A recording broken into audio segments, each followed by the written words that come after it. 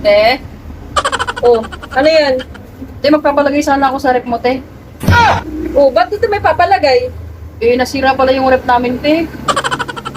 Saan mo pa binili yan? Sa palengke, te. Naparami nga yung bili ko, te. Kasi ang mura dun, te. Kumpara din sa tindahan mo kasi, te, ang laki ng patong ng frozen mo. Kaya dun ako bumili kasi mura. Pwede na mukha nito. Eh di dapat doon ka magpalagay. Eh, nakakahiya naman bumalik, te. Ang layo-layo pa ng palengke. Wow. Doon naiya ka, sa akin hindi. Pasensya ka na, te. Baka pwedeng makilagay.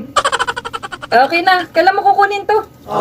At pag ano lang, te, pag magluluto lang ako, sasabihan na lang kita, te, kung kukuha ko.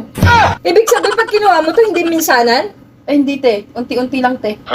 Kapal din ang mukha talaga nito, hindi.